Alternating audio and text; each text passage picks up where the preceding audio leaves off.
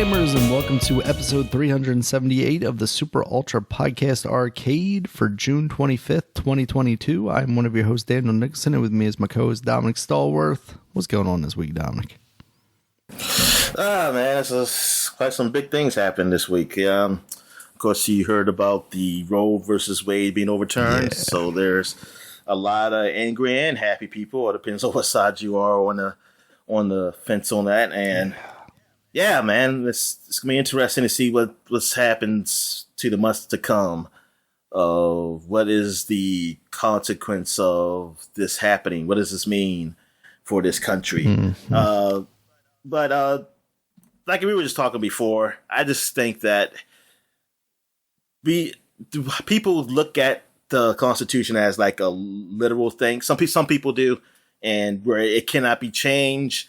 And like, hey, when they put these laws in, like I think it was the 14th Amendment, they was not talking about abortions. It was not talking about that. But while others look at it as like, hey, the Constitution should be more flexible, where it grows with the times, which I tend to more agree with. I disagree things should change as the times go on, because shit changing around the world. The world is not the same as when a lot of these laws were put in place. Absolutely. So it don't make sense to have some of these laws, or these laws had to be changed to work with what's going on now. But I don't know, man. Some people, like you just said, like they look at it like it's like the tablets from God, like coming down from Moses, come to Moses or something like that. Yes. Like, nope, this is what the founding fathers wanted, and this is what they put in. And those old white slave owners, this is what they wanted. Yeah, you can't go back on what they said. I mean, honestly, it seems like some people would absolutely be fine with going all the way back there. I think they would. they definitely would.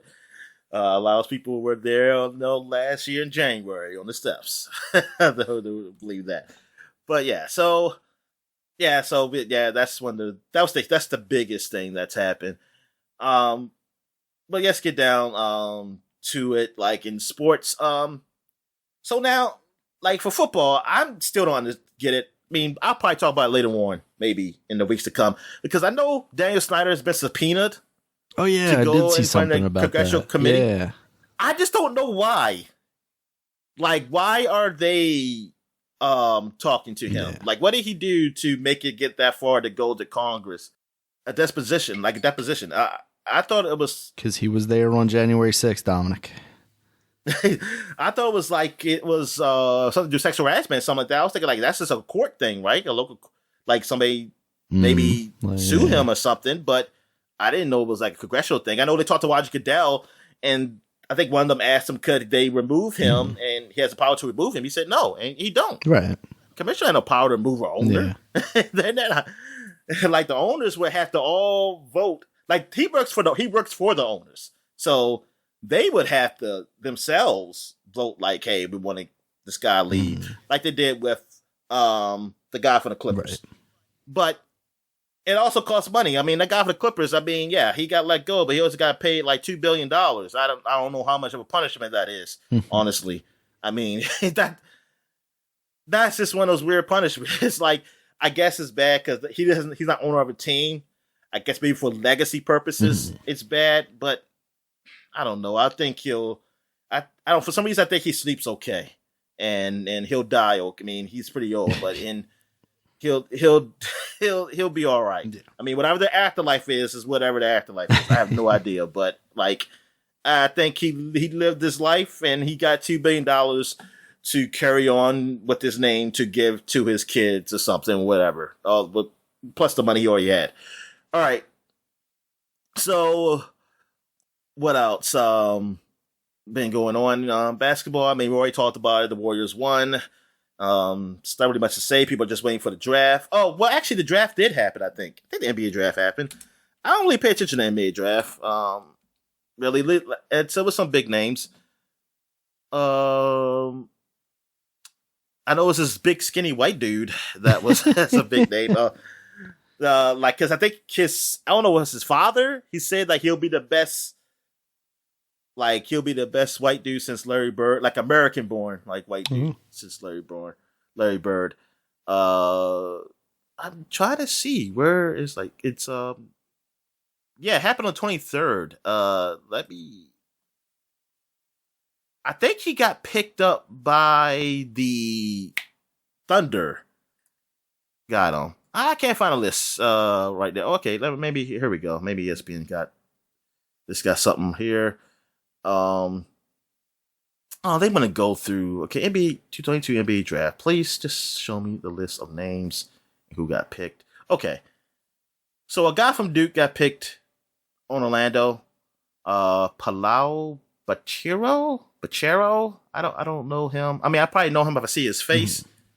But yeah, Chet. His name is Chet Holmgren. That's the guy from Gonzaga. Tall, sneaky white dude. Like, he is skinny. But in today's soft NBA, I think he'll be all right. Even though Kevin Durant still gets injured, and he's pretty sneaky too. But I think he'll. I bet put it like this: if it was like maybe back in the 90s and before, then you think like, okay, this guy's gonna die. Like, he's gonna get broken in half, like going in the middle or something. Like, yeah, he's not going to be no top pick. But today, I mean, he got skills. I mean, he can dribble, man. He can shoot outside. And, I mean, he's 7 foot, I believe. Like, I don't know if he's 7 foot something or just 7 foot. And the guy above him is 6'10". He's a big dude. But, yeah, it should be interesting to see what how he does. I mean, I'm not rooting against him. I mean, I actually want to see him do all right. I mean, I'm gonna see all these guys do all right. But him, I was looking at because I seen him play on Gonzaga. I was like, man, this guy's got some skills for a 7-footer with the dribbles. It's kind of weird, like seeing him drive to the lane. It's like, Darren, how do you stop that? So yeah, I'm curious to see how he'll do in the NBA. So yeah, that's basically all the NBA news I got. I mean, just Jabari Smith was picked number 3 for Houston. Like, I mean, if you listen to this podcast, I'm not really into basketball like that. I mean, like I used to be, so I just follow Wizards. And I'm trying to see here, Wizards picked up a guy named Johnny Davis from Wisconsin. I'm sure I've seen him because I watch Maryland games. I don't know who he is. I hope he does well with the team. That's all I can say. All right, so moving on to baseball. Orioles, as of today, have won 3 in a row. They are 6 games below 500. They're looking great. It's funny, I say looking great, but compared to the last 3 years, they are superb. Because, I mean, you're talking about, they didn't win like 30-some games until July, the last 2 years. And then the year before was the worst year, they only won 47. So, yeah, we're near there. We're close to getting past that mark. But, yeah. I mean, I'm not counting 21. 21 that was the COVID year, and it was only about like 60 games, something like that. That year's whatever. And we actually did okay, better than I thought we did during that year. Yeah. Because we were close, we were in playoff contention until the very end, close to the very end we got out. But anyway, yeah, because the pitching is good. The Orioles pitching is doing really well this year. They're keeping us in games, these young guys. So I'm really happy. I was like, damn, we finally got decent pitching. I would have loved to have this pitching back when we had the bats. We were like the number 2 or 1 or in the offense, like at home runs and everything. Yeah.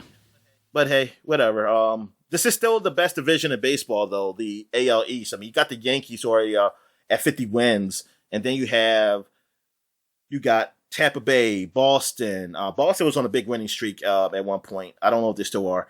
And you have Toronto. They're all above 500. They all are somewhat contenders. I mean, they're all decent teams. Like, they're not looking to just make the playoffs. They want to have a chance to go all the way.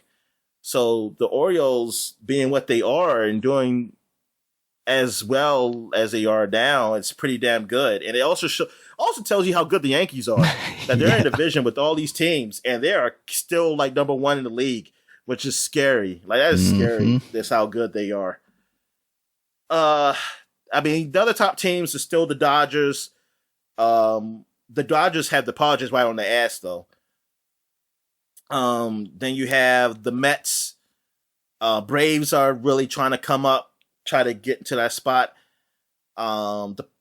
Then the Giants are like behind the Padres. They're I think they're like 6 games back from first place in that division. They're like the second best division probably in baseball. Is that the National League West with the Padres, the Dodgers, and the Giants. They got the other 2 teams though are not that great. You got Arizona. Arizona competes though, and Colorado. They compete somewhat. Those teams. Well, actually, this year in Colorado, I don't know. I know they lost some people, so I don't know how well they really are. I know record-wise they're not. But yeah. So I'm trying to think. St. Louis and the Brewers are battling basically in that division, and then you have. I'm trying to think another division here, top of my head. You got Chicago. Okay, the White Sox division. I know they're not top. It's I think Minnesota is the top team in that division, I want to say. And I don't know how well Cleveland's doing, the Guardians. I don't know if they're like compete. Oh no, they're number 1. My fault. But only they're actually mathematically like tied for first, the Twins and Guardians, because the Guardians played, I think they less games. Like they only have 30 losses. But they have 36 wins, while the Twins have 39 wins, but 33 losses. Gotcha. So Twins played more games than they did. So they just have a few more losses than the Guardians. But yeah, those are the 2 teams that are really battling. White Sox should be up there. Like they were predicted to be battling too. They actually are kind of disappointing this year. But they're not that far behind. They've won 33 games. They're 33 and 36. They're close to what the Orioles are. Really. Well, the Orioles have 39 wins. I mean, losses. The Astros are the top team in the West. They're actually the second best team in the whole American League with 44. But they're Yankees got at 52. The Yankees still have not got like 20 losses yet. They're at 19 right now. I know they lost last night. Yeah. My fault. They're actually playing the Astros. So that's, the 2 top teams are playing each other. So far, the series, they're playing, I believe, a 4-game series. So right now it's 1-1. So yeah, that's a good series to watch. So yeah, so that's baseball. Now I guess it's the football, not NFL. I don't really have no news for NFL that I looked up anyway. But I got news for the USFL. We got the playoffs today, which I'm going to be watching. They are playing in Canton, Ohio, I believe. I think that's what it's playing at. And they are going to, let me see who's playing against who. USFL. I know Alabama's in there. Okay, the first game is at 3 o'clock on Saturday. So, by the time you hear this, it's all over. But Philadelphia Stars are playing the New Jersey Generals. The New Jersey Generals are 9-1, and Philadelphia Stars are 6-4. And then you got the late game, which is the New Orleans Breakers versus the Birmingham Stallions, who are 9-1. The New Orleans Breakers are 6-4. So we got 2 9-1 teams. I wonder if any of them is going to be upset.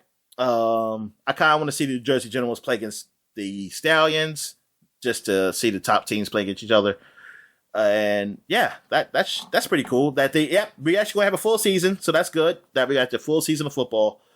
And then it'll be interesting to see what next year brings when we have the XFL. Mm-hmm. We're going to have 2 leagues after the NFL. Like, when are they going to start? And like, will there be any like colliding like with schedules? This is good. Oh man, I wanted to see that, when we had that AFL, well not AFL, but whatever that shit was called before the XFL came back. When those 2 leagues were possibly going to be same, but they, that shit just went downhill. Just died. Yeah.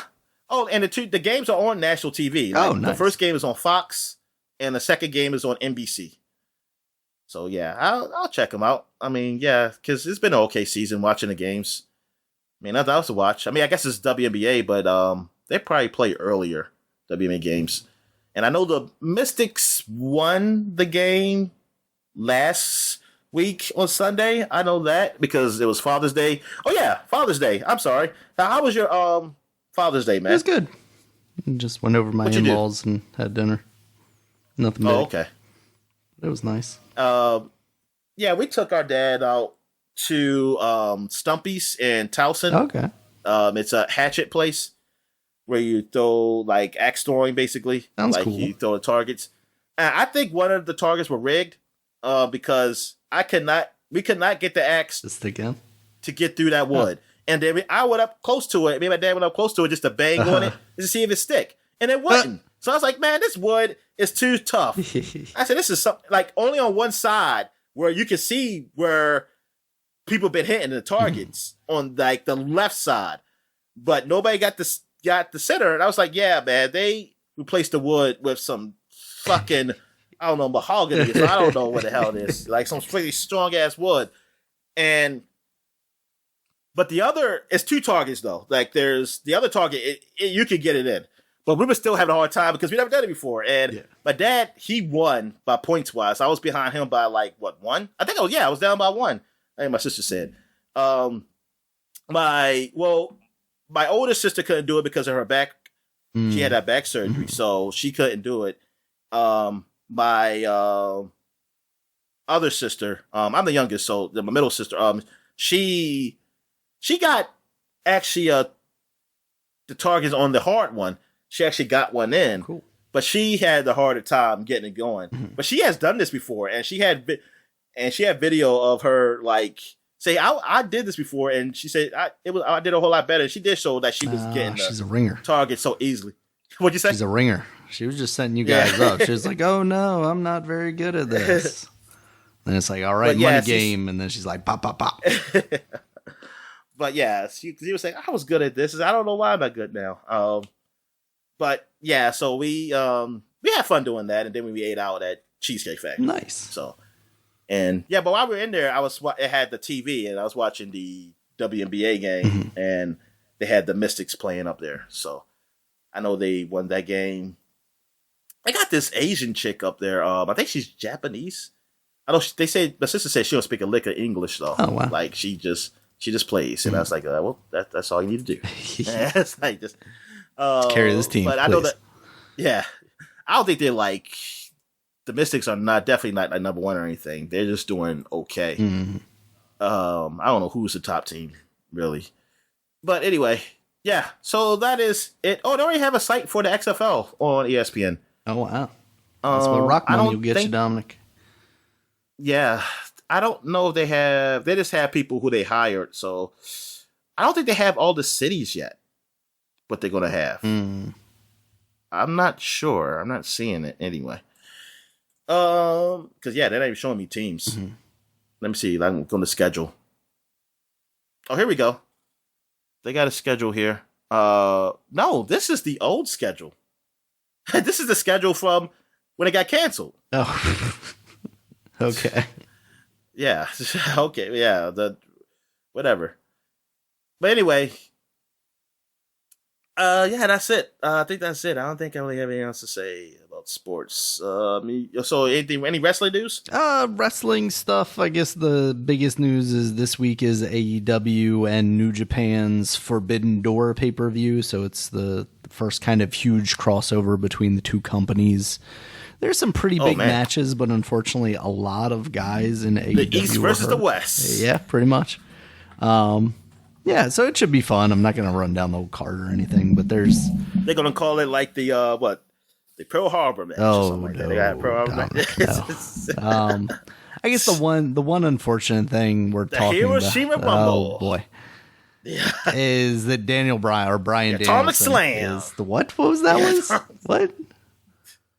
I said Atomic Slam. Oh, Atomic Slam. Lovely, Dominic. Yeah, but Brian Danielson is currently hurt. It sounds like. It's nothing career threatening, because he had previously had to retire.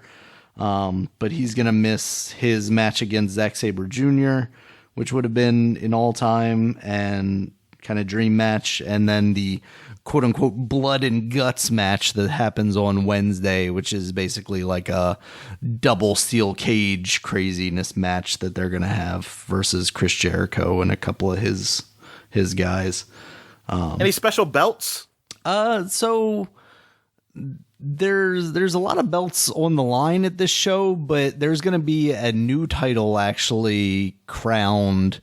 I think it's the Mid-Atlantic title or something like that. It's really just like, it's another men's mid-card title. They call it like the Tour belt. A Tora belt?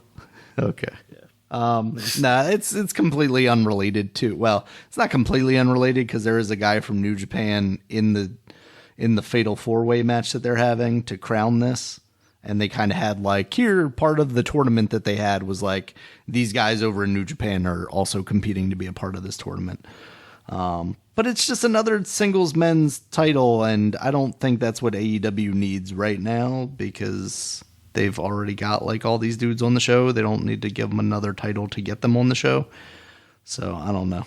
Because there was talk for a while there of doing like a women's tag team title or a trios title, which would be, like 3-man tag teams. And they have a lot of the way the factions in AEW are set up. There are a lot of trios guys. And if you go that route, then you can, group some of the guys together on TV more and maybe make more room for some other people on the card. But I don't know. We'll see what they do with it. If they do something interesting where, there's some kind of like weird stipulation or something. I think one of the titles in a different company is like, the person that's competing for the title has to be from a different country than the current champion or something like that. That could be kind of interesting. I mean, it seems like this belt is basically set up for Miro to win it, who is Bulgarian, and then, from there you can have any number of guys take it off of him. But yeah, that's kind of what's happening with wrestling. There isn't much as far as I'm concerned, to talk about with WWE, and the Vince stuff hasn't really gone anywhere outside of him just being on television again. He decided he wanted to be on Raw, so, he's still putting his face out there, Dominic, despite having stepped down as CEO of the company. The only thing I know about Bulgaria is that thing on The Simpsons when when was it Krusty the Clown? He had his old show on because he was visiting Bart, and he said, "Hey, I see you on TV." So, it's a recorded show. Nobody can tell the difference. And then it says something, "Oh no, the Balkans have been attacked." Yeah. It's like that. Invaded or something like the Balkans have been invaded or something like that. I was like, oh man. Yeah, that's the only thing I know about Bulgaria. All right, so that's it? Yep, that's it for me. All right, so what are we at here? We got what we've been watching. So I haven't really been watching much. I watched some Obi-Wan. Mm-hmm. I think I still have 2 more episodes left. I think it's 6 total, right? Yeah, there's 6 total. Yeah, you finished it. You finished it off this week. And I've been watching Ozark, but I have 7 more episodes left because it's 14, which I think that's ridiculous. That seems like a lot. Yeah, but maybe it'll be worth it. I don't know. I mean, I'm not disliking the show now, but darn, I was thinking oh man, I'm about to be over, and I was like, damn, I got 7 more episodes left. God damn. Yeah. So tell me, how was Obi-Wan? Obi-Wan overall, I really enjoyed. There were some moments in this the past 2 episodes regarding Reva's story, I just feel like it is not as satisfying as I really would have hoped at the beginning of the series. And just some other decisions around Obi-Wan and his thinking have really just I question who is making these decisions, but I understand from a standpoint of where it sits in the story, what they're doing. But overall, I think it was... What do you mean? I don't want to get too far into it before you watch it, and then we can actually talk about it. But character motivations, I guess, basically. I have some problems with Obi-Wan's character motivations. But overall, I think it was enjoyable. It was pretty well written. For the most part, it looks pretty good. The battle scenes are really cool. And yeah, I think it's fine. It's perfectly fine. I think on the higher side of fine, but yeah, that's kind of where I sit with it. Before we move on, I forgot to mention that I did watch most of Doctor Strange, but I had not finished yet. I like what I've seen so far, but it's not great. Yeah, it's just somewhat enjoyable. But I'll get into more next week when I actually finish it. Yeah. Then we can get into some spoilery talk with that. Yeah.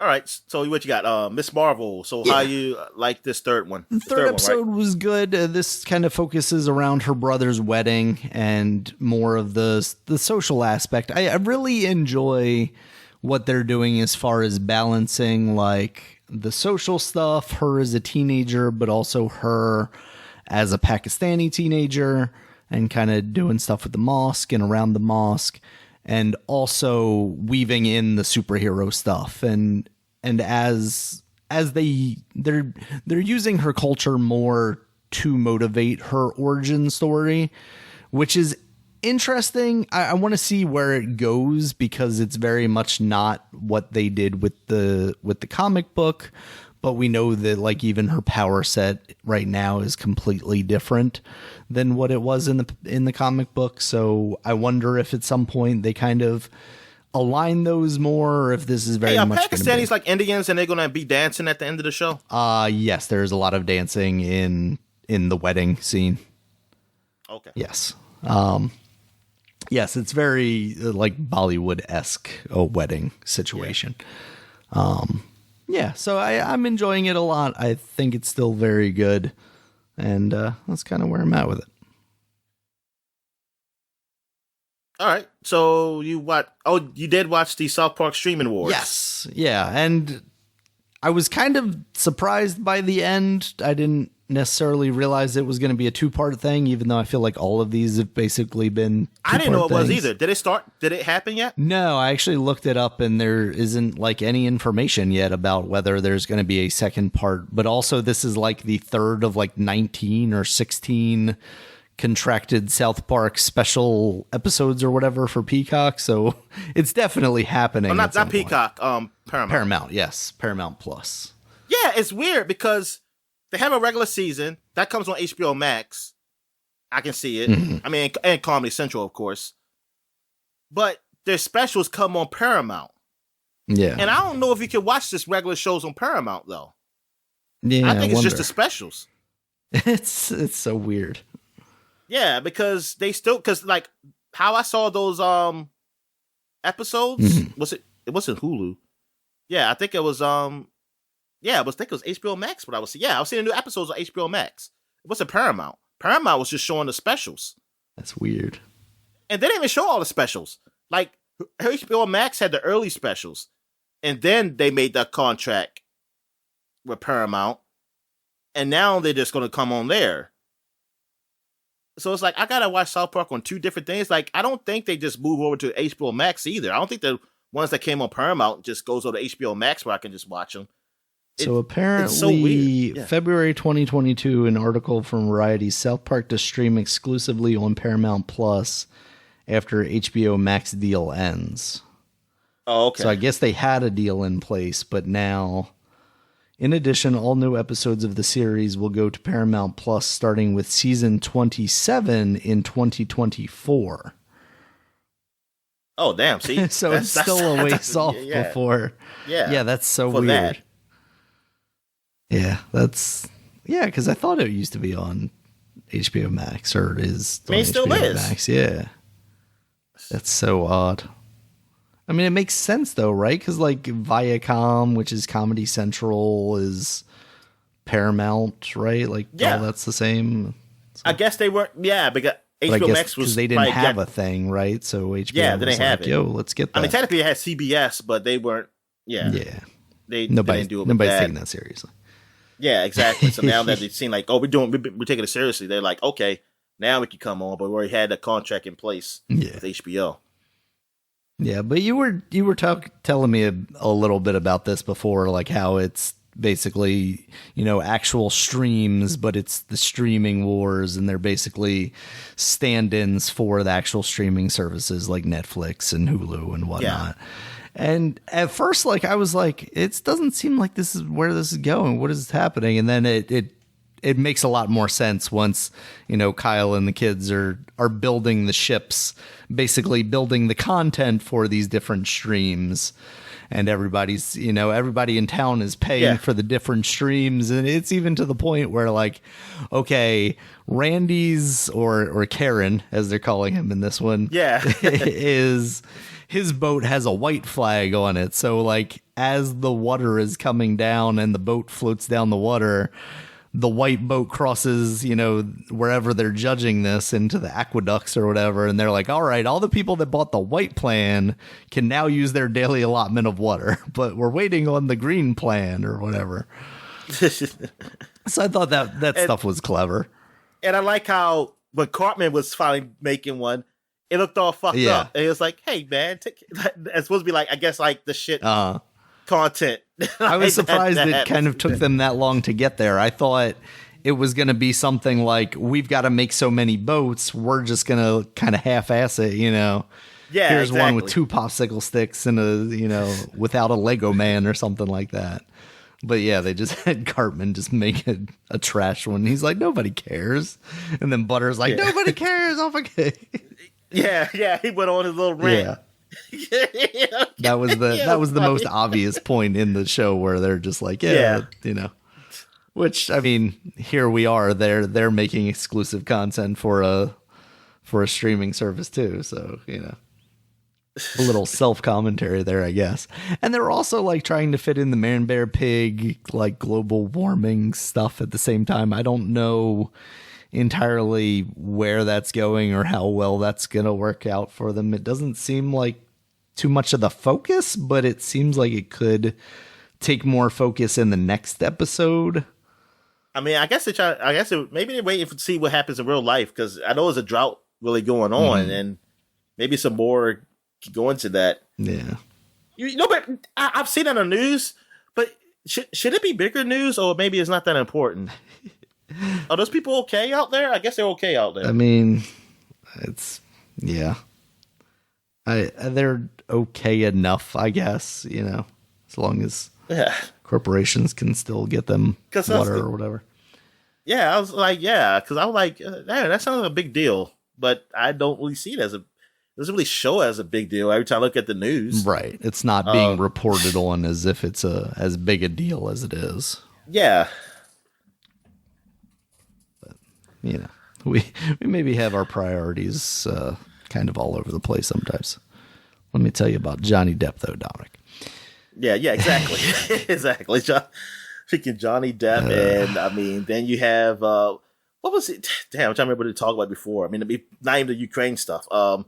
It was all about these court cases with the January the January 6th insurrection shit, whatever.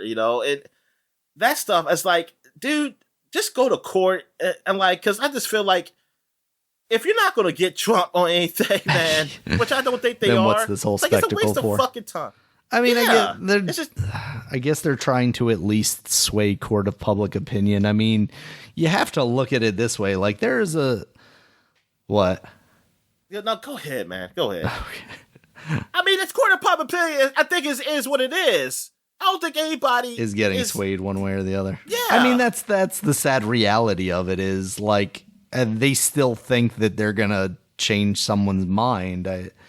I think they know that there's no chance that they're going to legally keep him away from the presidency, and there's a very good non-zero chance that Donald Trump runs and even wins the election again. And I think they're trying what they think is their best, which is in reality is very much not, to avoid that situation. Yeah. And if that's, putting on this whole the theatrics of the January 6th commission instead of actually getting actual results, it's, looking like we're getting results, then, that's good enough for them.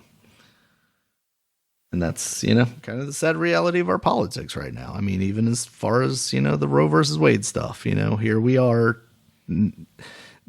It was overturned by the Supreme Court, but you also don't hear a lot of these politicians going, yep, and because of that, we're going to codify it into law, Yeah. Not gonna make sure it's legal federally because we can't. So, but that's kind of what that all is. It's distraction from possibly the real news that people should be talking about. I don't know. Yeah. All right. So I guess we finally move on to video games. Yeah. So who want to go first? Should I go first or you first? I can kick it off because I just played a little bit of these. Agent 64, Spies Never Die.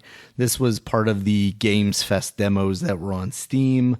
It is the GoldenEye alike, and it is very much that. It is very much a GoldenEye-esque first-person shooter.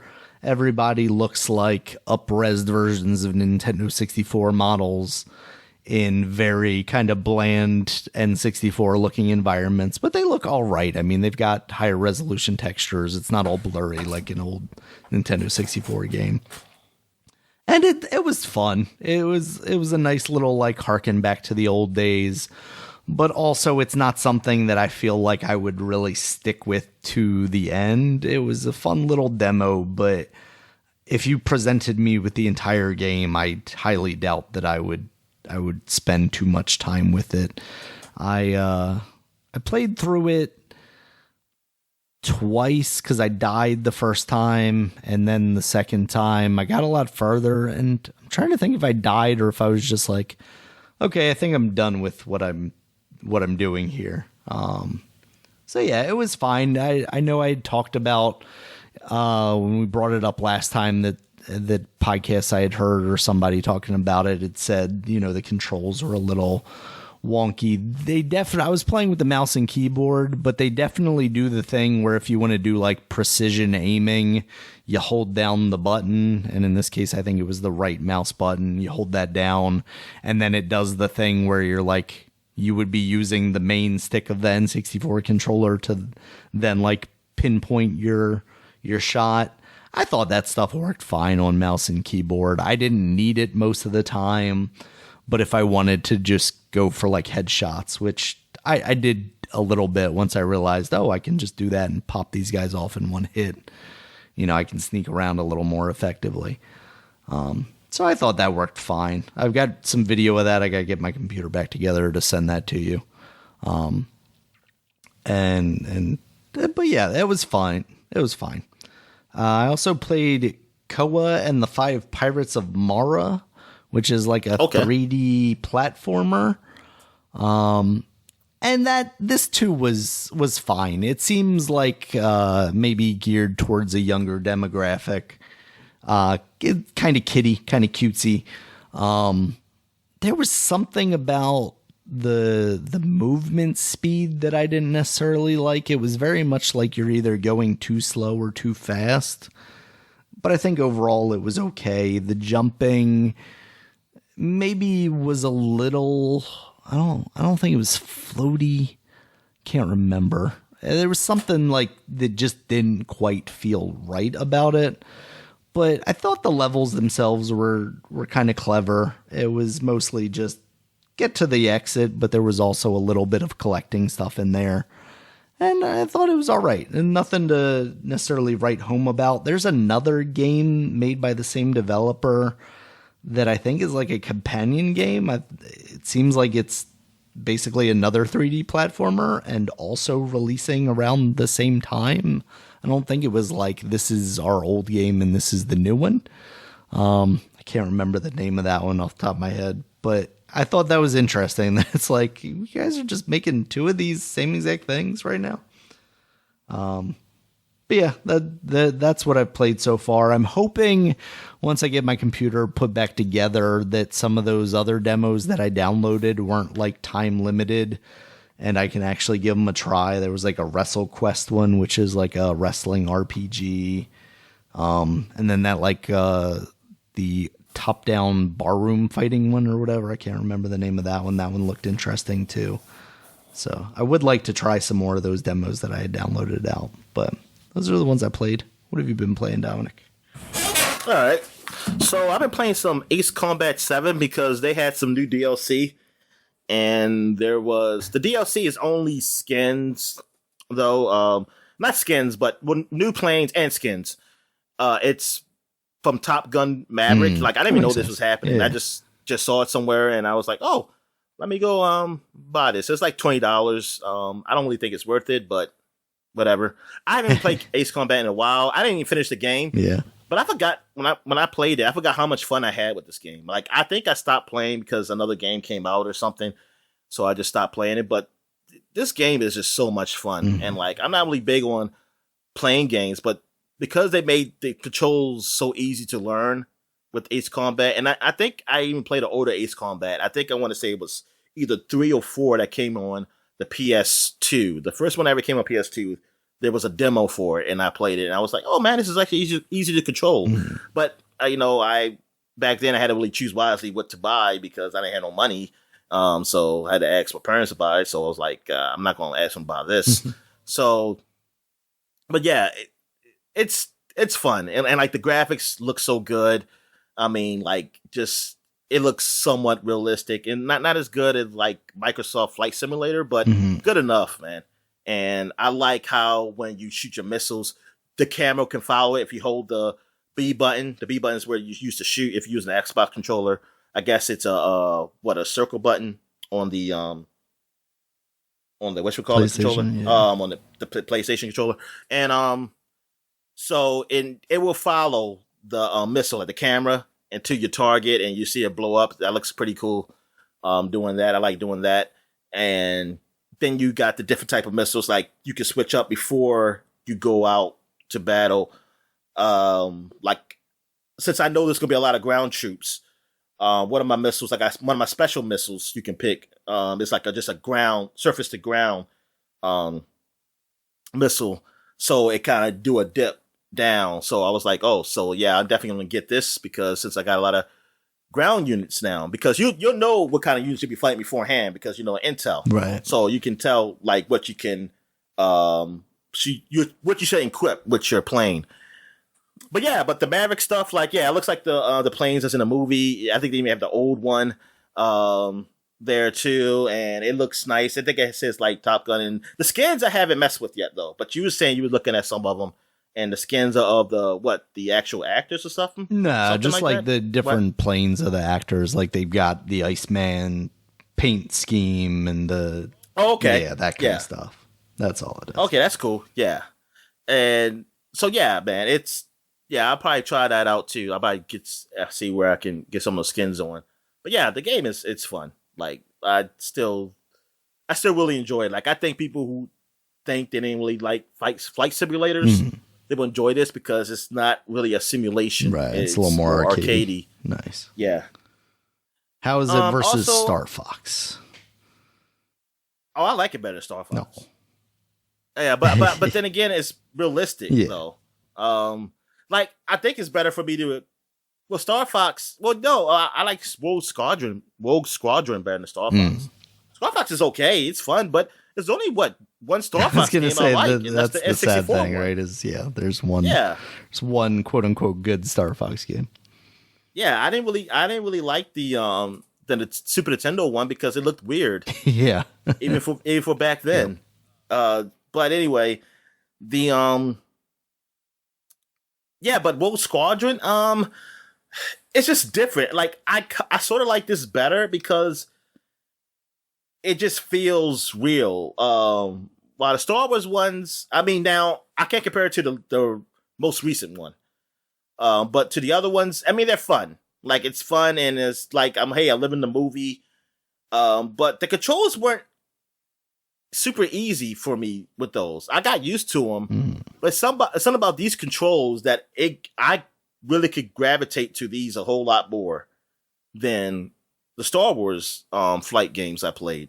Even though I like them, they were my best. And like this one, I think control wise is better, I should say, like that. But anyway, the next game I played, this is not the real title, and now I have to find out what the freaking title is because it's such a long, weird title. It's a tower defense game that's on the Oculus that I've talked about before, and I forgot the name of it. I'm about to look it up. I know it's something ToonHead in there or something head. Cartoon ToonHead VR, maybe. Google will figure it out for me. Captain Yes, he did. ToonHead versus the punks Captain ToonHead from outer space. Yeah, from outer space. Yes, and I don't know why that's a fucking weird title, but that's like it's very kiddish, like almost like 90s cartoon type of thing they're going for, vibes they're going for here, and it's a tower defense game, and you're trying to protect these little cube things from this other guy because he collects these cubes to use it to power up his empire and shit like that.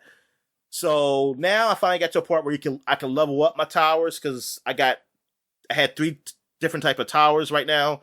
Regular missile tower, then you have the freeze tower, which freezes the enemies slowly so you can shoot them, and then you have a bomb tower, which just like throws these big pig looking bombs and just blows up. The enemies so far I've seen is just regular foot soldiers, and then you have, like I told you, chickens before, and then sometimes a big boss comes, which is a Tyrannosaurus Rex will come at like the end, or and the stage I played recently, it came in like the middle somewhat, not the end. It came in the middle, but another one came in later on. I think it was like two of them. But yeah. So I'm still at the beginning stages of getting new items and things of that nature. Because I just picked something else new too, but I haven't tried it out yet. To add to my towers, but yeah. So it's fun. I mean, it's okay. It has its problems. Like I said, I don't like that I have my mobility. It's kind of limited to where my tower is, so I can't really move around to shoot. But I mean, I think that's what the intention is, because it'd be probably a whole lot easier. The game would be a whole lot easier if I could. So I sort of understand why. And yeah, it's all right. It's fun. Like, it's a fun game. I enjoy playing. It's really, I mean, it's a game that I could see people giving it maybe a 7 to, and I would be like, yeah, it's definitely that. But I like playing it. What else have I played? I played a game called MotherGunship Forge. This is a new game that came out. It's where you play as, I don't know what you are. I mean, I don't use some type of mech, I guess, and mech soldier, but you can actually gain like these items as you move to each stage. It's almost like a roguelike type of game. I think when you die, you start from the beginning, but I don't know if it's the same, because I didn't play it again. It could be just random. The stages could be random. I'm not sure, but because I died at the boss. But as you move to each stage, you collect some items. You get to choose what you want. You can either choose like, hey, you want to add to your gun. Now, you start off with just fists. Then as you go on in the beginning, you'll get a gun. And then the big thing the big draw to the game is that you can forge your own gun. Like, you could add connecting parts to your gun to make it stronger, more powerful, or whatever, as you move on through the different stages. So you can have like a crazy arm gun, or maybe two, because you got your other arm can also be attachments, but I haven't gotten that far to get another gun yet. Like, I just played the very beginning of it. I did record some of it. But yeah, it seems fun. It seems pretty fun. I mean, my gun kind of sucks now, though. Like, I'm still not understanding how the powers work, because sometimes, like, it seems powerful initially. I guess I run out of the special liquid that I put into my gun. I guess I think it disappears, and then it becomes like just a normal gun. And I think after each stage, you refill. I'm also doing a stage, you can get these power-ups also. Like, you see them, if you shoot them, you collect them, and then you use it against the enemies. And the enemies so far look like these dog robots come at you. Then there's these turrets that just appear. And yeah, you just you can dodge them, dodge the missiles that's coming at you and everything. The dogs, you can just punch them if you don't want to shoot them. But yeah, but you're also locked into a certain area. You can't just move around the whole stage. Like, they show you how much you can move. So you can't, so you have to just stay in this area, but keep dodging the missiles as they come at you. It's all right. So far, what I played is all right. I do want to play some more of the game. I also played some more Swarm. That was the game where it's like you're almost like Spider-Man, but you're using these wires to swing on these platforms, and they're shooting these freaking ships like asteroids or something like that, like the old game Asteroids. This bunch of ships is coming at you, stuff, but in 3D and everything. That's fun to play.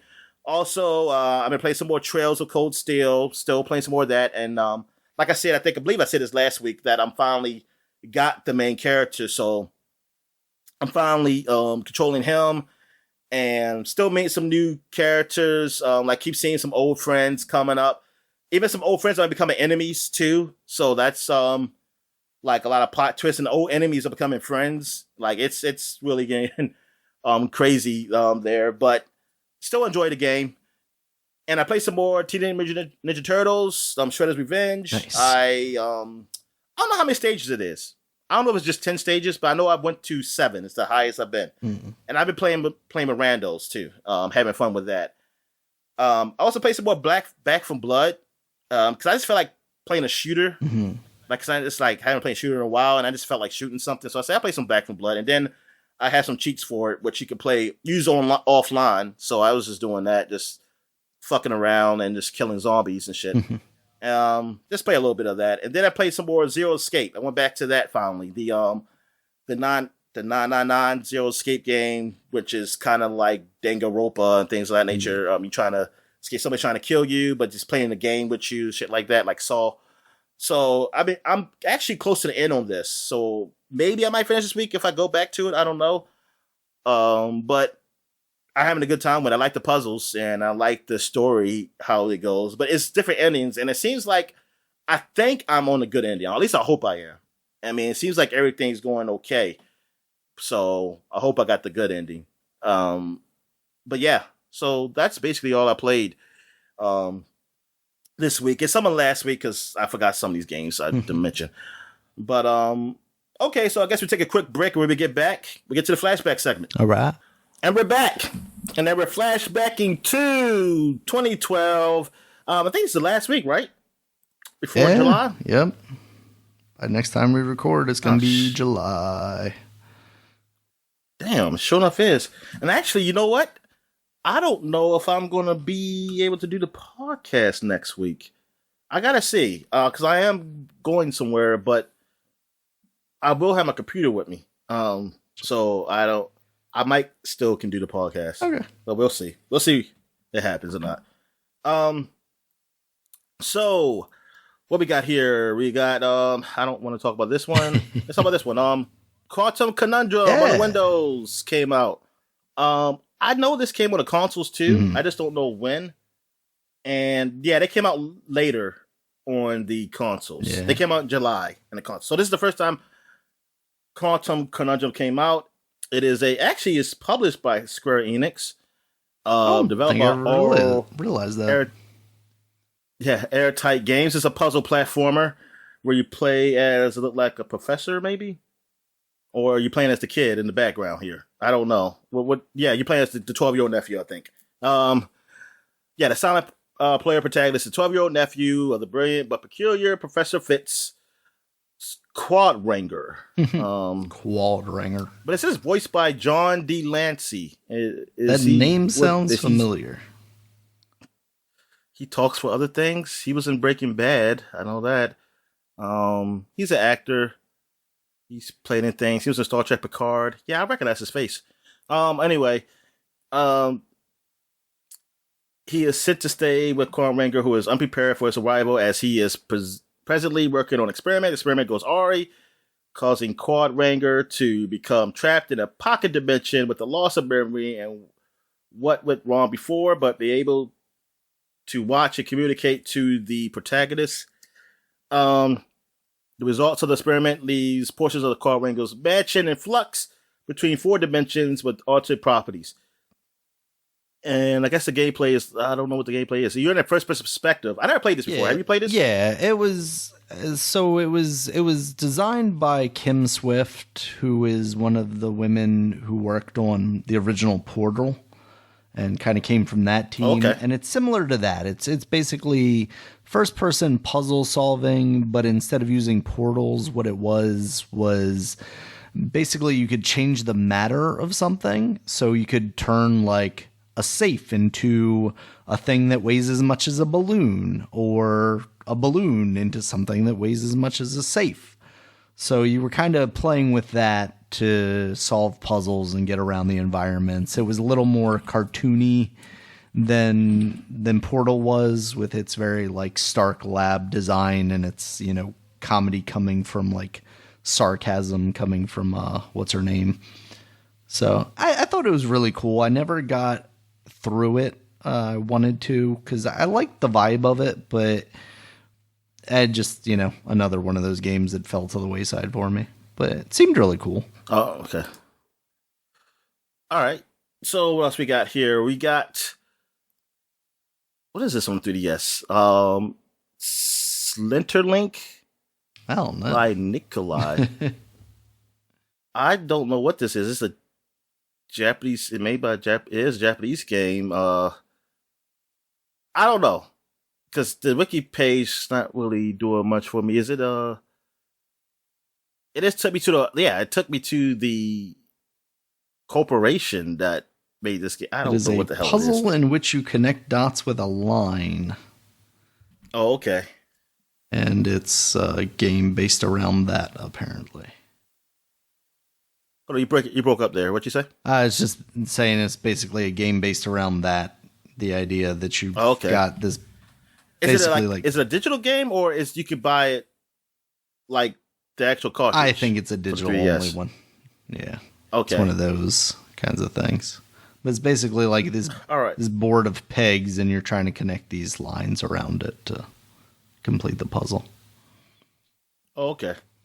All right. Big one came out 10 years ago. Pokemon Black and White 2 came out in Japan. Oh, man. For the Nintendo DS. Like, the 3DS came out, but they were still had DS games. They probably already had this plan, or they were like, we don't feel like doing anything with the 3DS. We don't feel like putting extra work into this. This is the first sequel to a Pokemon game that's actually like a continuing the story kind of thing. I don't even remember what the story of Pokemon Black and White was. Was it catch 'em all, and then 2 was like, there's more now, so you got to catch them as well?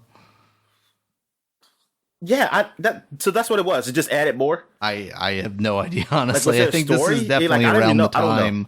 I think Black and White 2 might be the first Pokemon game I didn't buy. That you break it up on my end. Like I can season. Hear every other word. Oh. Let me see if my internet's being wonky or something. Okay, you sound good now. Okay. Maybe I was just getting too far from the mic. Sorry about that. Yeah, I think this might be the first generation of Pokemon game where I didn't buy one, because I bought Black and White, but I don't think I ever did anything with 2. Oh, you got Black and White? I never heard you talk about it. Yeah, I think that might have been later after the fact too, because I think I bought that from Gamefly. It wasn't like I'm buying this immediately purchase type thing. Oh, okay. I don't even think I put much time into it. All right, so now we're moving on to Penny Arcade Adventures Episode 3. I believe this is the last one, and I think this one took a while to come, I think, because they were stuck on 2 for a while, and nobody knew it was going to come out. I'm trying to see, maybe get some background on this or something like that. Yeah, I think you're right, because this is the one that's actually 3D, whereas the previous ones were kind of 8-bit art. Oh, okay. Yeah, exactly. So this, well, actually, it goes to Penny Arcade Episode 3 to 4. So there was a 4th one, but I'm guessing, did it come out the same? Did they just combine these 2? Wait a minute. It says the 3rd episode was released June 25th, and subsequently, Zeo Boy announced that they were working on episode 4, which was released June 6, 2013. Okay, so next year. Yeah. So there's a 4th one. I didn't even know there was a 4th one. So they did finish it. Okay. I always said I want to play this, but I never did. Yeah. So I think I said I was going to wait till all of them come out or something, and then it just took a while, and I just, whatever. Because the first one came out in 2008. And so that was some years till they got, to the 3rd one. Yeah, because I was just thinking, because the first one came out, when the second one come out? In 2008 also, October. So see, and I think that's why. Because they came out within the same year, you're just thinking 3 is going to come out and then months 4 later years too, later. or something. Yeah. Yeah. All right. As much as I like Penny Arcade, this is the stuff that I was never interested in from them when they did the the stories of them in old-timey times. So the game was like... Old-timey times.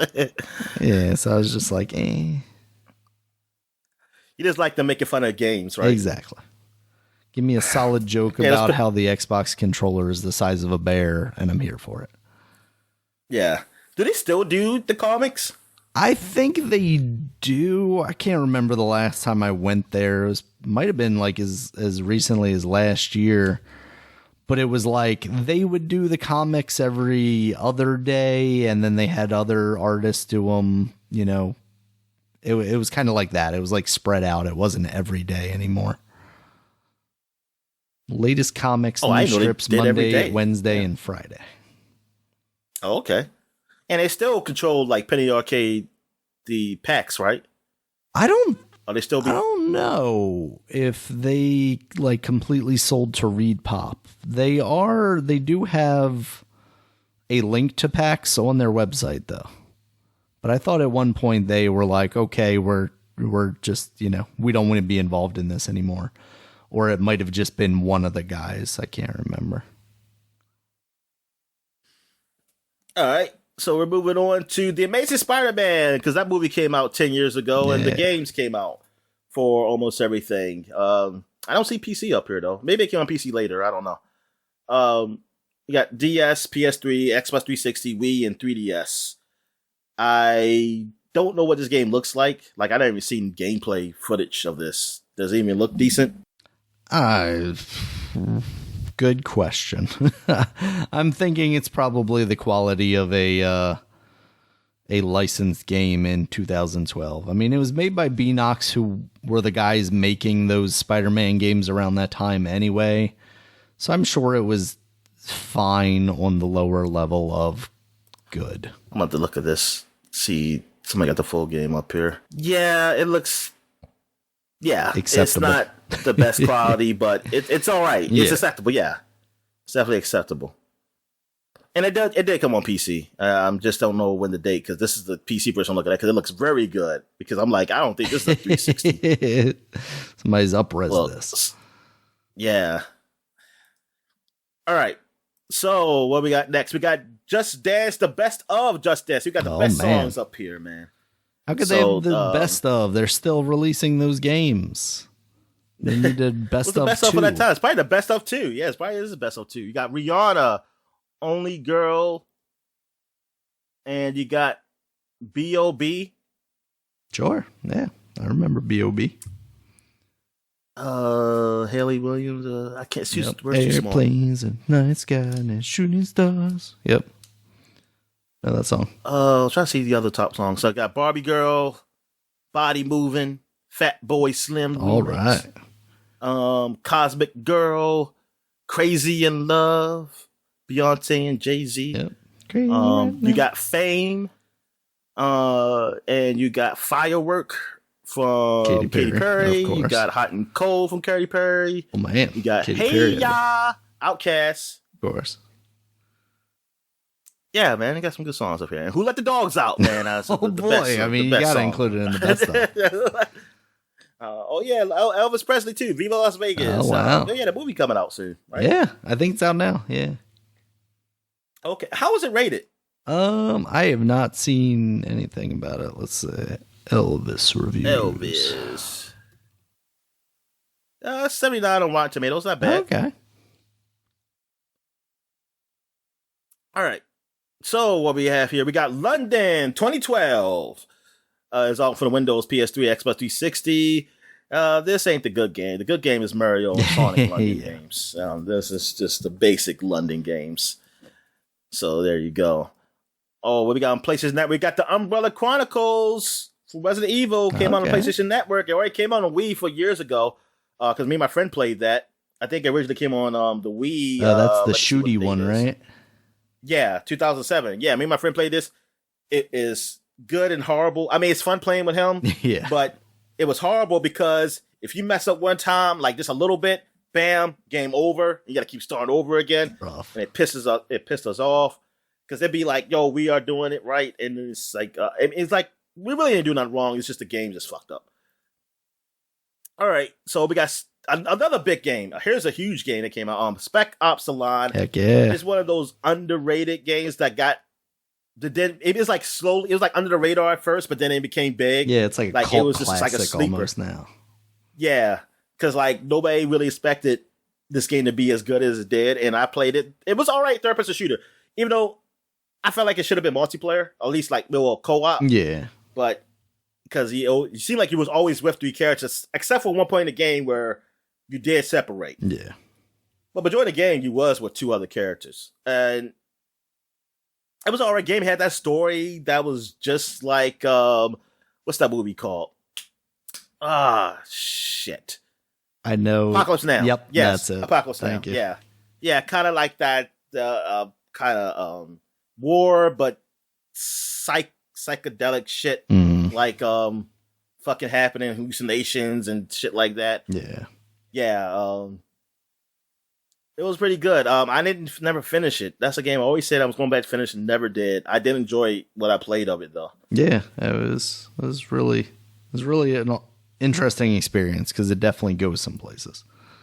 Yeah, and I like the sand, like the whole, because you're in Dubai when it was like a sandstorm that hit, and that was kind of cool too. Again, these places like all full, like flooded with sand and everything. Yeah. I know Anakin Skywalker would just hate it. He would just go crazy in there if he was in there. It's like, oh my god, this sand! I hate this sand. That's what turned him into Darth Vader. Was the sand. See, kids don't have sex on sand. Okay, so what else we have here? We got Tom Clancy's Ghost Recon Future Soldier came out. And this is the one I always forget about. It came out on Windows. I didn't believe it came out earlier on the other. Yeah, it came out on Xbox 360 and PlayStation 3 May 22nd. I don't remember mentioning it. If I did, I totally forgot. But this is the one I always forget about. I always forget about this game. I mean, it got a 78 on... That's Game Rankings. Never mind. I don't really like saying Game Rankings. I don't have to. Metacritic. It got 79. It got 79 on 360 and PS3, and 71 on PC. So I mean, it's not like a horrible game or anything, but it just wasn't talked about a lot. I mean, compared to the last Ghost Recons, that like the early Ghost Recons on 360, which were really like what was that called? Future Warfare or something? What, the one I'm talking about now? Yeah, the one that's the first one on the 360. Tom Clancy's Ghost Recon. No, not Future Warfare. I forget. You had the games. I know. That's Advanced Warfighter? Yeah, I think it's that. Yeah, Advanced Warfighter. Yeah. But I think this is the last one before it went to Wildlands, right?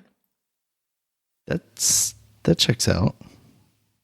It seems like I think it is. Right. I think because was there one in between that didn't happen, or was that Rainbow Six? Well, something didn't happen. One of these things didn't happen. What'd you say? I was just laughing, because I can't remember if it was just Rainbow Six or if there was also another one of these games that didn't make it out.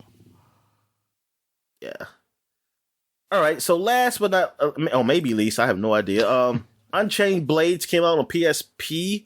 It was also a 3DS game too. It came out on PSP first though. It didn't come on 3DS till the next following year. It is looked like a JRPG from the looks of it, and it got a 61 on Metacritic for PSP. So not that great, but not horrible. Probably horrible for me though, and maybe it's that low. The game is played as a dungeon crawler role-playing game, similar to Wizardry. I guess that's another JRPG or something like that. But yeah, it looked like anime people in here, so there you go. All right. So now we're going back 20 years to 2002. Yeah. And we got Eternal Darkness. It's been 20 years since this game came out. I just remember people making a big deal about it, saying it was a pretty good game. I didn't know because I never played it. Yeah. But I always heard say, "Hey, GameCube, say, hey, Dan, this is a pretty good spooky game." There's a lot of mind fuckery in that game. Yeah. So did you complete it? I did not complete it. No. But it was cool. It was what I wanted around that time, which was like Resident Evil, but with melee combat instead of guns. And they gave you a lot of that. Basically, you were like different ancestors. You would go through their times, and you would be, you know, like a guy during the Crusades or something like that, or a monk in a different era. And it would do some wacky shit like, oh no, it looks like my TV turned off, or it turned to the different RF channel, because that was a thing that you used to do back in the day. Basically be like, oh, it switched to HDMI 2 now, or something like that. It's a lot of stuff that I feel like probably wouldn't hit in the same way on modern consoles. You know, maybe on the PC, because I feel like Undertale kind of does that stuff where it's like looking through your files and can reference that, but it's very much like that kind of hokey, you know, Metal Gear Solid where Psycho Mantis is reading your memory card type stuff. You know, it was doing stuff like that. Unfortunately, that game was made by what are those guys? Silicon Knights. So I don't know that we're ever gonna see anything, even a remaster or remake or anything like that from this game. I wonder how much soon. Shigeru Miyamoto did with this game, because he was as a producer. It seems like one of those things that they put his name on because it came out of Nintendo, but he would also be extremely mad about that game in general. It's like, where are the colors? Why can't I stomp on a turtle's head and take LSD? Like, what's going on? All right. What else we have here? We got MLB Slugfest 2003. What they call it? Like 20. Yeah, 2003, I think it was. Yeah. And it's like basically arcadey Major League Baseball game. Yeah, it was like Blitz, but with baseball. Yeah, you could throw your bat at people. It's like I have no idea how they do. I think you could definitely like run through people at the bag or something. That's about like that. Yeah, run the base pass or something like that. Take out you the can third give them base like coach. You can go ahead and do like when you run to him, you can do a rock bottom on him or something like that, like on the catcher in the home plate. Say, See, drop the ball, I'm safe. Or he could do rock bottom, or do like a rock bar on you, or do like a stunner on you, or something like that. Just say nope. He say he ain't safe. Also, Red Card 2003, which I guess is the soccer version of Blitz out there. And man, I did not know this even existed. I did not remember that being a thing either. I was actually surprised that it said it came out in the United States, because I wouldn't be entirely shocked if it came out somewhere else, but I was like, oh, okay. Also, we have F1 2002 came out for the GameCube, which, you know, is the F1 series racing. That really hadn't my thing. Even though I think I'll probably, if I was going to watch racing, I'll watch that more. Just because it seemed like it's so different. Yeah. And like you're just so close to the pavement. That's scary shit. And those tight turns too. Like just yeah. Also, what we got here? Wizards of the Coast released the Magic the Gathering Online, a massively multiplayer online version of their acclaimed collectible cards game. So now you can play those cards games online. You don't have to use the physical cards, and it's still going today. Yep. That, I guess I would say that's the incredible thing, but I feel like the level of like work that probably has to go into keeping that updated is relatively minimal, outside of probably adding new cards, I would imagine. And you're doing all that artwork for the actual cards anyway, and you're probably doing that on the computer. So like, how much extra work is it to throw more cards into that game? Yeah, the game is pretty basic. Like, it's not like a whole bunch of animations like, oh, the dragon pops up and now it's blowing fire, or the guy is put up a shield or something, whatever. Plus, with as popular as Magic the Gathering is, and seemingly continues to be, like, yeah, you probably got a pretty solid built-in audience there, the people wanting to play that thing. Oh, yeah. What do we have here? We got Arrow the Acrobat. Yeah. And wait a minute, wasn't he on like a Genesis or something? He was, yeah. I don't know specifically about the Genesis. I want to say he was probably on there, but I had him on Super Nintendo. I think I got that cartridge at like a flea market one year, and at the time when I was a kid, I definitely like couldn't make it past like the halfway point of that game. I wonder. I think I still have that cartridge around here somewhere. I wonder if I could actually beat that game.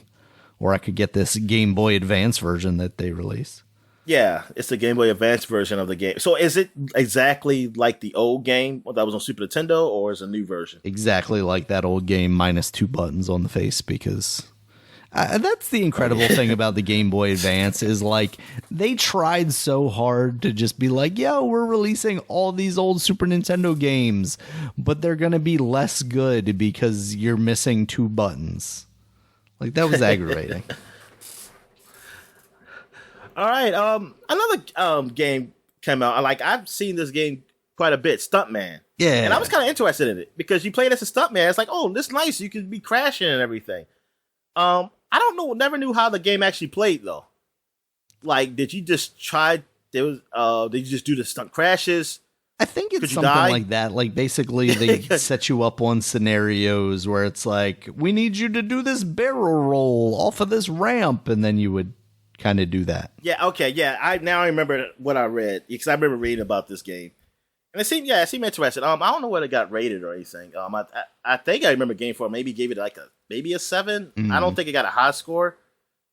But I don't think it got a terrible score either. Yeah, it's an interesting twist on a driving game. So you're not just racing; they give you objectives to perform and stuff like that. And I think that's cool. Yeah, it got 71 on PS2. Yeah, it came on the Game Boy Advance too. Got a 77. Which version is this one? That one's better. Oh no, it's just a PlayStation 2 version. Yeah, it came.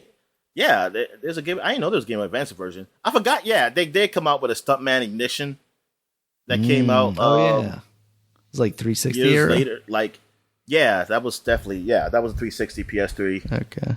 But also came on PS2, so it must have been in between. PS2 was still around. Yeah, April. Yeah, 2005. That's why. Okay, so that's when it first came out. All right. So we got here's the last one. Tetris Worlds came out for the Xbox, and this is just Tetris and its worlds. Yep. Well, I actually had this game. Well, I don't think I had it. Somebody had this game, and maybe it's my friend. Either my friend had it, or my sister borrowed from somebody, because it ended up being here. But I got the game Tetris Worlds. I never played it though. Uh-huh. I never actually played because I didn't like Tetris until recently. Yeah. I didn't really care about Tetris, so that was never my thing. But you know what they say, Dominic? You become more conservative as you get older, and you also like Tetris more as you get older. But thing is, with Tetris Worlds, so what was it? What was it different than Tetris? Just more stages? What was it? I think they just give you different backgrounds and stuff that make it look like you're traveling the world.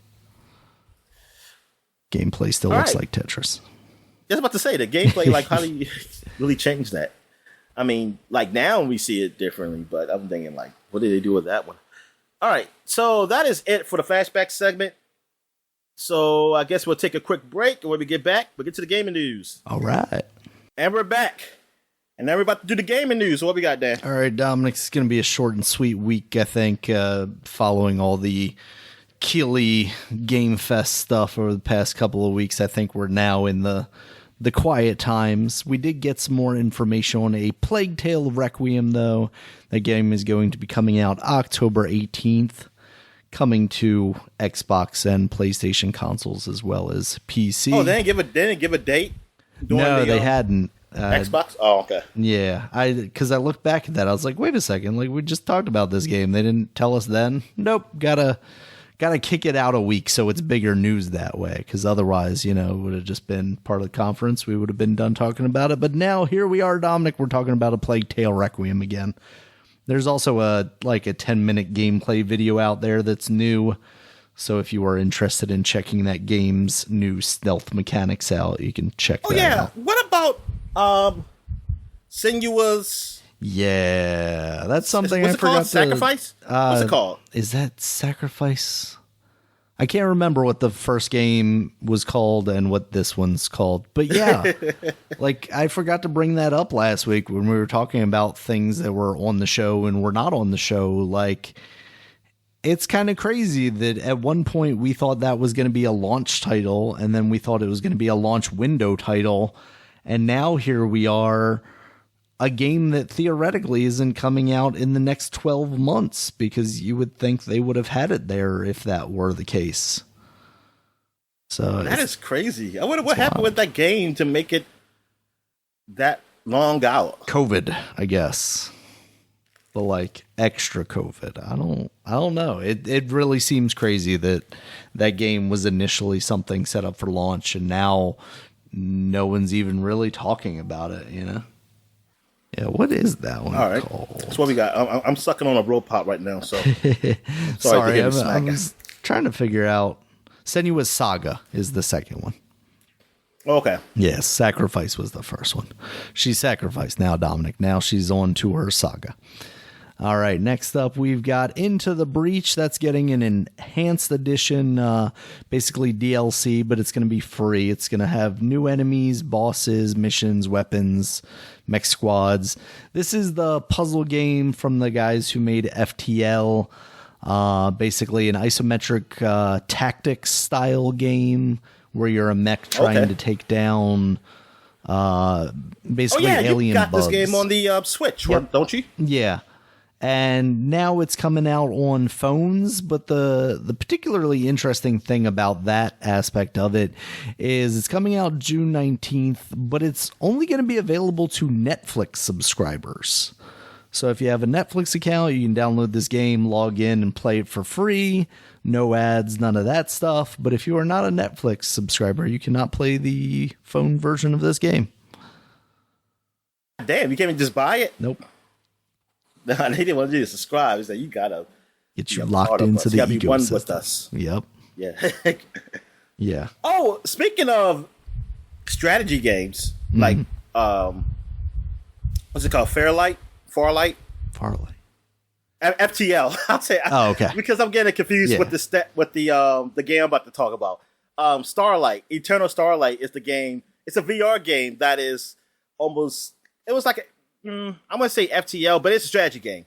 It's somewhat like FTL. I can say it's like FTL. Okay. And you do it. You're doing it like that if you're in the VR space and like you're controlling the ships and stuff, telling them what to do. Like you're the god hand, I guess you say. Like, and it's so cool how it's done. Like I like it. I forgot I played this 2 weeks ago. Oh wow. I don't know if I record any of this though. I don't think I did, but it was interesting.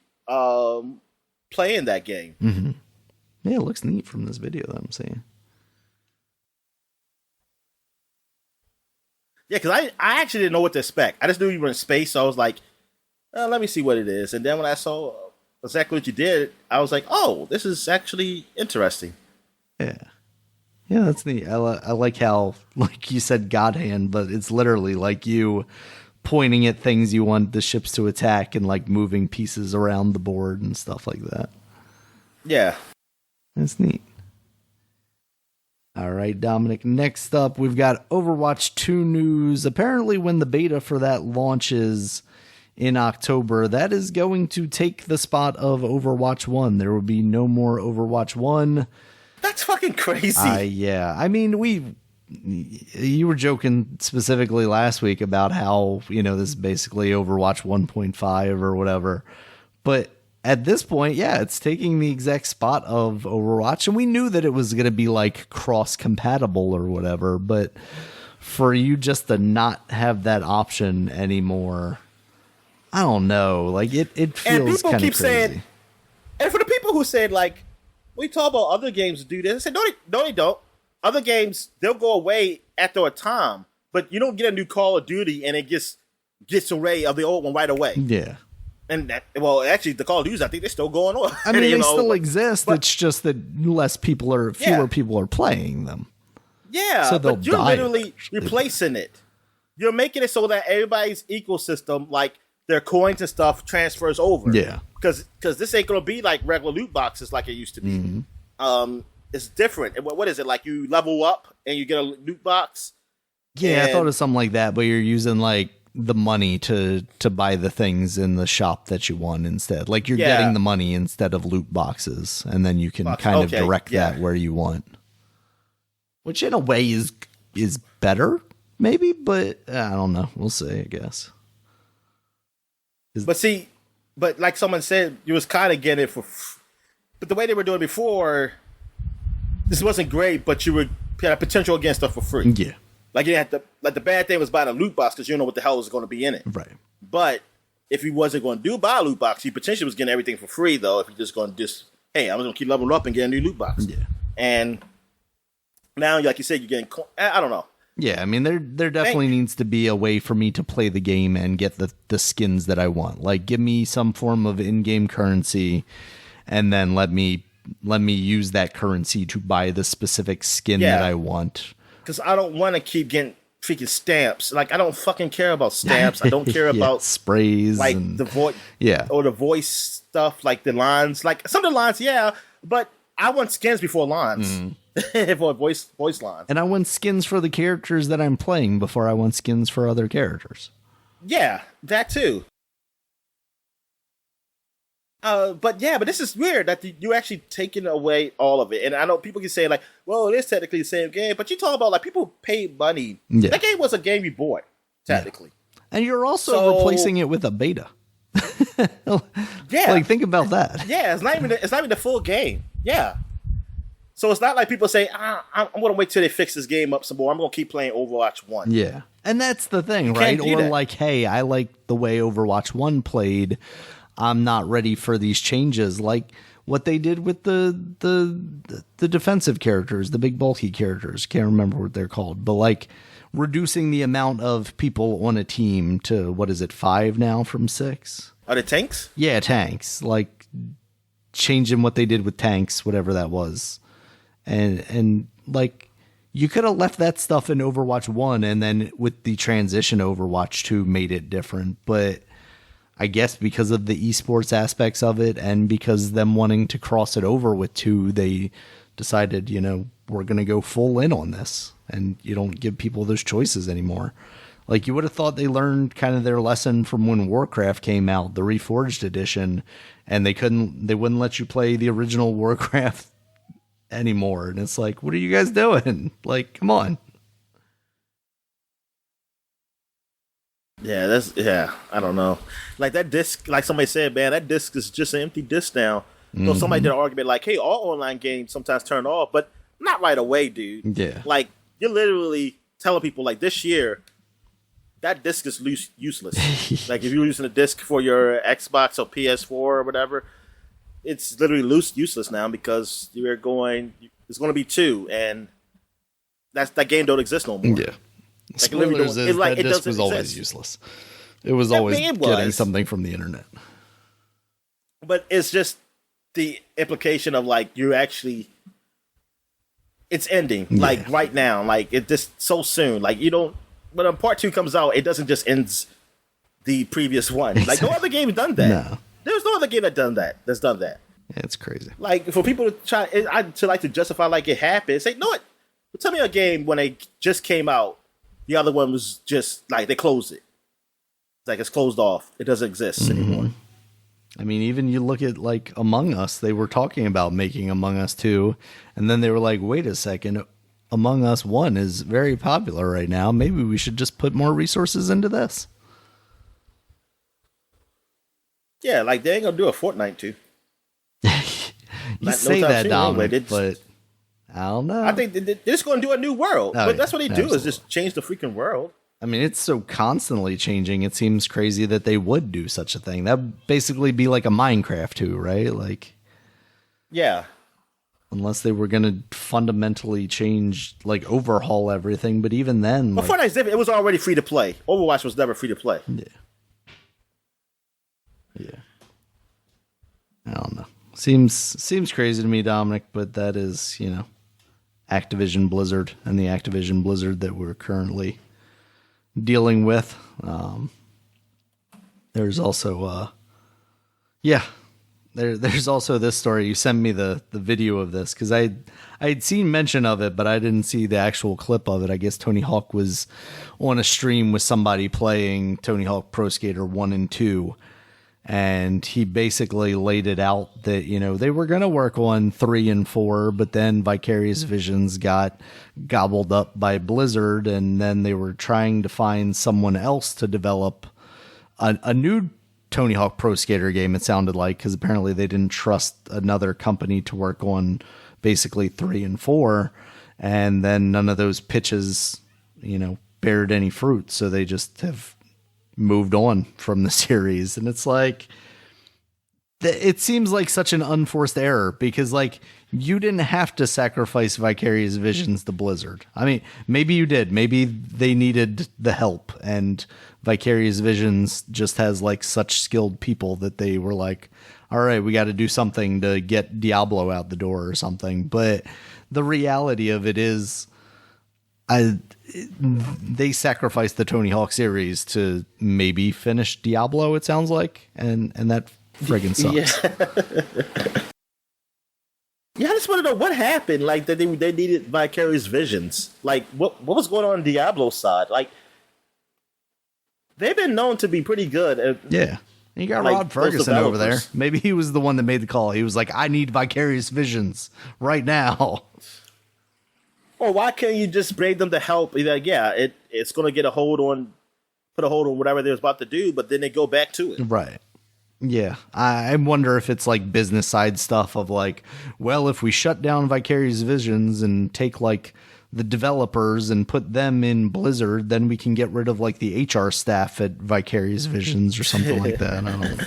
Yeah. Oh, yeah. You know, some sort of consolidation or something. Yeah, get rid of that janitor. We don't have to worry about him anymore. Exactly. He's going to a new building. Yep. We get rid of that building. Yeah, I mean that's or that floor in the office or whatever. You don't have to worry about cleaning crew there. Yeah, I do wonder like how these like independent studios work when owned by, you know, like a Blizzard or something like that. Do they have their own HR? Do you call a hotline and talk to the Blizzard HR and get the answering machine that's full because there are too many calls about Bobby Kotick or something like that? Yeah, you call the orcs. You call the orcs hotline. They help you out there. They're doing a great job over there. Bang up job, orcs. Maybe they need to be replaced with some Zerglings or something. Yeah, that just freaking sucks, man. Like after playing that 1 and 2, like I very much wanted them to do 3 and 4 because it just felt. I thought so perfect. Either it was going to do that or do a new one. Yeah, I thought that was going to happen. I mean, it sounded like it sold well and everything, so I really can't help but wonder what the decision was there. Skate, go and take you better get into Skate, Daniel. Yeah, it's just, I don't know. Did you try Skate again? I haven't recently. Oh, yeah. Because it's on Cloud. Oh, okay. Yeah, I don't know. Skate I'm getting 3 older, and Skate Dominic. 1. Maybe all 3 of them. I'm not sure. Finger flipping stuff before. I definitely don't feel like I can do it now. It's too late to get into skateboarding. I never played it, so I don't know how different it is from Tony Hawk. Yeah.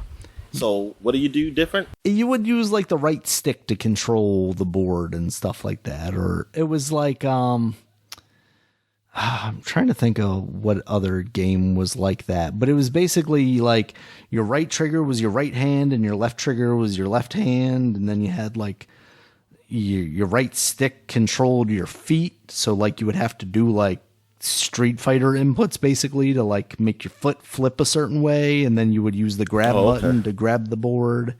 It was very much like more sim like than Tony Hawk, where you just press your button in a direction and you do the thing basically. So it was always a little too complicated for my liking. But yeah, that's kind of the news I had for the week, Dominic. Did you see anything else we need to talk about? No, did we? I don't think we talked about the Sonic Frontier, about the developers saying that it's not open world but open zones. Oh, really? That might make it worse. Maybe it is more than one. But then, like, why didn't you show? Why didn't you show a more interesting one? Yeah, exactly. I show a very boring one. But I don't know, man. Like, I have no idea what it is. Oh, did you see that donkey video? The Jeff Keighley's E3 one or whatever? Yeah. Yeah, that was pretty funny. Although I thought it was, because he talks about Sonic in that one, right? Yeah. But it was kind of funny because while he was talking about like how slow and boring it was, he actually had some of like the footage where they were going faster. And I thought that was funny. He's like, man, if he thinks that's the slow, boring part, let me show you the other stuff where he's just walking around. Yeah. Donkey I don't know what's going on with that Sonic game. Of course, there's people defending it, and that's fine. Yeah. I mean, it's not out yet, so we don't know, but they definitely, in my opinion at least, showed the worst possible portion of that game they could. Yeah, I was about to say, if there is, like, he said open zones. Now, I don't know what he means. Now, he didn't directly say, like, that means there's more than one. He just said open zones, wherever. So, you can interpret that any way you want. Yeah, are we talking Mario 64 then? Yeah, exactly. Because I'm like, okay, if it is what I think it should be, where it's different worlds, why even have this fucking world? Because this is the one where he kisses ladies, Dominic. And then why even show it off? I'm sorry, man. That's my thing. Yeah, this is definitely not the best of the best here. Like who said okay, we're gonna use this to show people. This will get people excited for this game. Like, what the fuck do you have? Do the Japanese even have where they test focus groups? They do a testing. Yeah, focus groups. Yeah. I don't know. Sure doesn't seem like it. What's the other word for it, man? Not just focus group. I saw it on Dilbert because he was like, it was an episode of Dilbert because this company was so great, but he said y'all don't have a place where y'all can say this idea sucks or this idea is not good, and they say no. Oh, we should get that, and then the company went under. Brainstorming. When they got that. Not brainstorm. It was it's like focus groups, but it's just another word. I forgot what it was called. Trying to look up synonyms for it, but I've got this huge Grammarly ad. Oh, there it is. Who puts the X button in the bottom left corner or something? Yeah, none of these are good. Faction, cluster, cell. No. Yeah, these are definitely not the words we're looking for here. I don't know. I don't know why they chose that. Yeah. I'm trying to think. Any other news happened? Let me see real quick on Game Informer. There's a new expansion pack coming off of Jurassic World Evolutions. Oh, cool. It's new dinosaurs. Let's see. Did we talk about Bobby Kotick is going to stay for the board of directors for another year? No. They voted him to I stay. thought about putting that on there, but I don't know what to say about that at this point. It feels like just what you expect, basically. He's a good man, Daniel. He's a good man. I guess he's making the company money because, I would have thought with all the drama, the stock price did go down. Maybe that would have motivated people to go, maybe we shouldn't keep this guy around. But I guess he's making them enough money that they're happy with him. Or it's, shareholders that don't know anything really about that drama and are just like, oh, sure. Because probably if anything, you sometimes get these stockholder meeting things and it's like, this is what the board recommends. And I'm sure on that, it's like Bobby Kotick in for another year. Board recommends this. So they're just like, I should just go with the board. What about the, you want to talk about the Xenoblade Direct?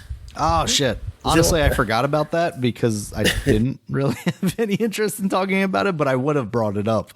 Yeah, Nintendo did have a Direct this week, and people are still speculating we might see another one at the end of the month that's more like E3 style stuff. But yeah, this one was focused on the Xeno stuff. So they also have an expansion pack for the Xenoblade game that will be $30. So there you go, and the title will be compatible with Amiibos. Of course, gotta keep the Amiibos going.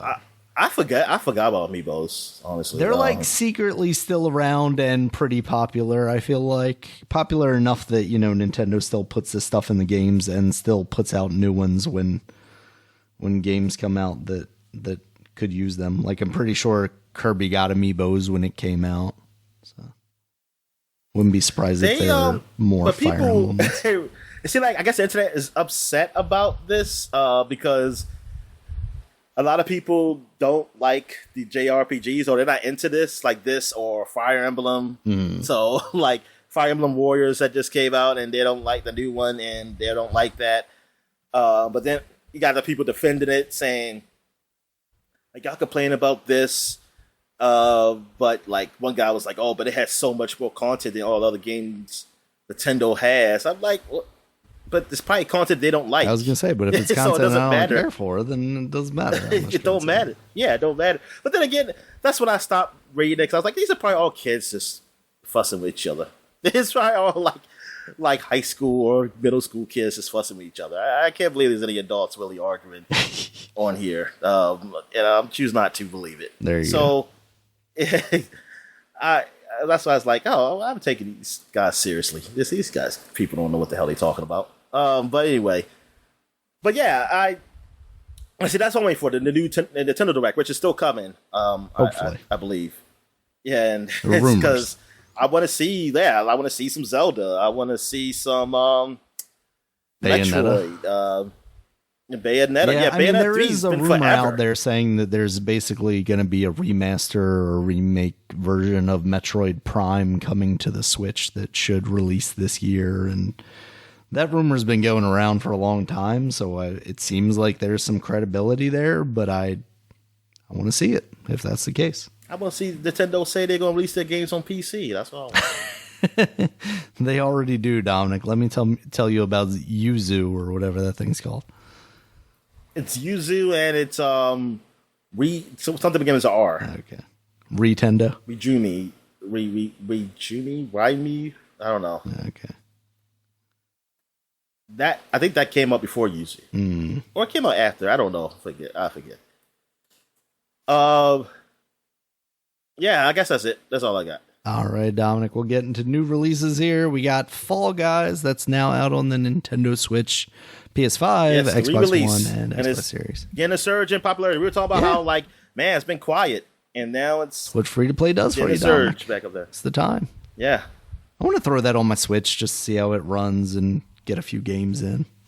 Maybe I'll get the itch again. Now it's free. It's nothing stopping me. Should be all right. We also got the Shadowrun trilogy that's now out on the Nintendo Switch, PS4, PS5. It's on Game Pass too, right? I saw Shadowrun games. Yes, I did. Because when we were talking about the Turtles being on the streaming, I saw it on there. Have you played any of those? I can't remember if you talked about playing any of them. Okay. No, never played them. It seems like something you would be into, though, right? It's like the RPG kind of tactical RPG, but with because what's the other one? Disco Elysium. It seems kind of like Disco Elysium. Yeah. I was into some other stuff. Yeah, and then there was a point where it was like, I'll wait for the voice acting stuff, and then of course more stuff came along. So yeah, all right, we got that. We got Wreckfest. That's now on the Nintendo Switch. That's that like kind of like Stuntman. We were talking about that, kind of bang up car game. Okay, yeah. So we got that. We got Naraka Blade. Yeah, woman drivers. That's what it's about. Oh, woman drivers. Edgy today, Dominic. Edgy.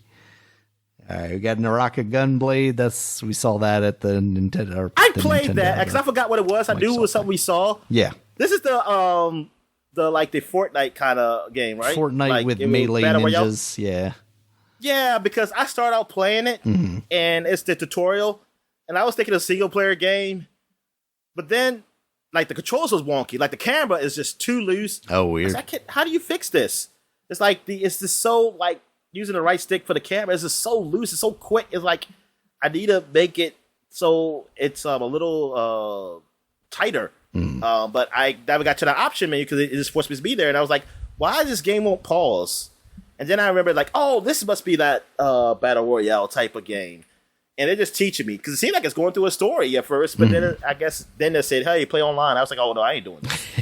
I said, I ain't playing this. And especially with the camera like that, man, fuck this game. Yeah. Like, unless they can make that camera tighter, I was not into that. Interesting. All right, we got Blade Runner Enhanced Edition for the PC, Nintendo Switch, PS4, and Xbox One. I've been seeing that. So what Enhanced? There was another Blade Runner? So it's an old point-and-click Blade Runner game, and this is a gussied-up version. It's not, like, spectacular looking. It's just cleaned up from those old-style graphics. Is it based off the 1997 one? Let's see what year this is from. Yes, 1997. Okay. Yep, from Virgin Interactive. That is not No, it's not Deckard. Harrison Ford on the front of here. No. And it's not even, he plays a different character. He's Ray McCoy, but he does the same thing. He's Ryan Gosling. That's Ryan Gosling before he even knew he was going to be in the movie. Yes. Yeah. All right. We also have Fire Emblem Warriors 3 Hopes out on the Nintendo Switch. So, another Warriors Fire Emblem game. I'm sure there are people angry that they're getting Fire Emblem games instead of something else. And then you have Fire Emblem fans who are angry that it's a Warriors game instead of a proper Fire Emblem game. So she was just like, come on, man. It's just like, I don't know. Internet gasoline, Dominic, just making everybody angry. Except people who are like, I just want to play Warriors in the face, games. Daniel. That's what smack them all.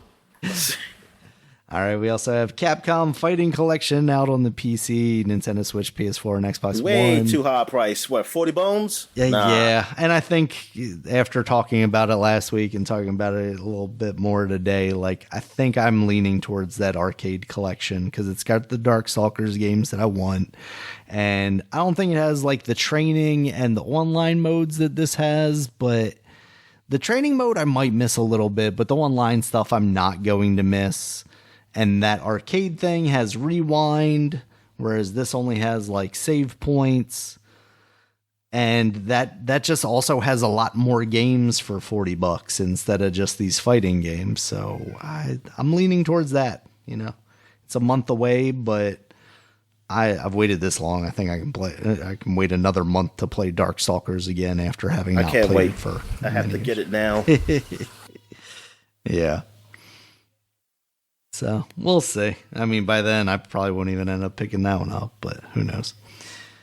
And then, Dominic, we've got Sonic Origins Collection out on the PC, Nintendo Switch, PS4, PS5, Xbox One, and Xbox Series X.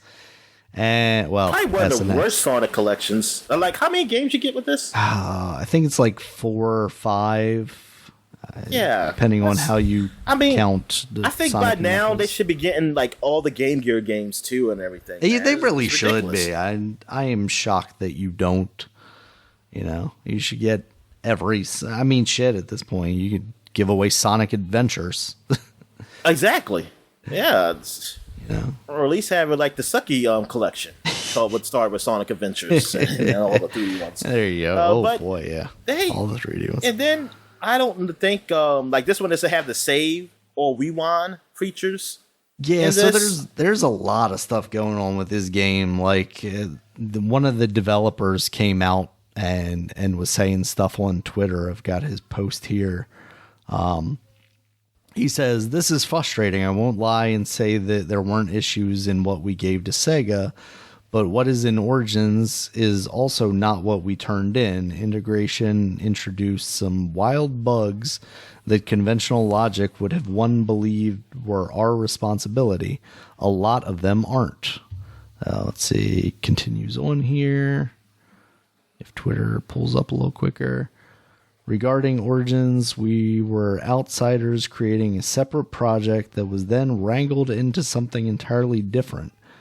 We knew going in that there would be a major time crunch, and we worked ourselves into the ground to meet it just so we would even be able to be released.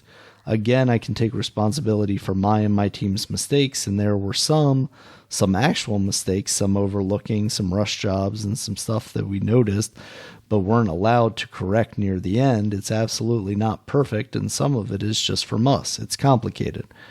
I'm extremely proud of my team and their performance under such pressure, and every one of us is very unhappy about the state of Origins.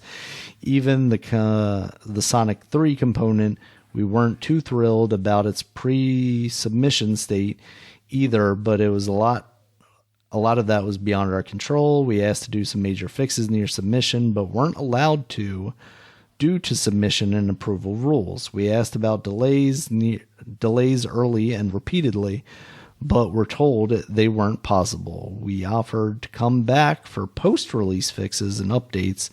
We do not yet know if that's happening. Well, I think the fact that he's talking about this right now is maybe going to lean towards the not happening aspect. He goes on for a couple more posts, but it sounds like that game is not exactly what people were hoping for, including the developers.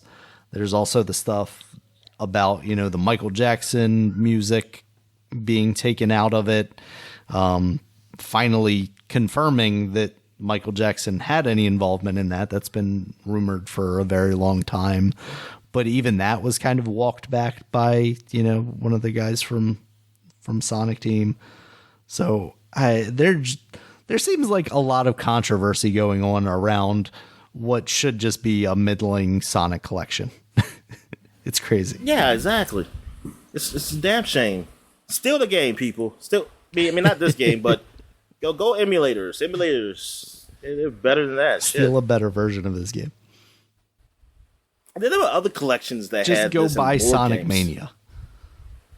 Yeah, that too. But there were other collections before. Yeah. That's what I hate, is that they've done collections before with more games, and then they come up with this shit. Like, it's just like, dude, man, what the hell is wrong with you? I will smack them too, damn. Just smack all those Japanese people. Yeah, it's rough out here, Dominic. It's hard to make games, as it turns out. It's hard to remake games. Apparently. Like, not even to remake. It's hard to put games that's already been made out, apparently. It's hard to re-release a re-release of a re-release game. Oh, boy. So, yeah, that's what we got for new releases, though, Dominic. Got anything else for the people? Nah, I'm good, man. All right. Thank you, as always, for listening. You can check us out on Twitter. Dominic is at DStallworth5. I'm at Regulus MB. The podcast is at Superpod, SUPAPOD. Superpod.com is the website. You can check us out there. Has links to all the places you can find us on the internet, including YouTube, where there's a video version of this podcast, as well as all the places you can find podcasts, including iTunes, Stitcher, Google, Spotify, Amazon, basically anywhere you can find podcasts. You can find us there. And until next time, guys, talk to you later. All right, see ya.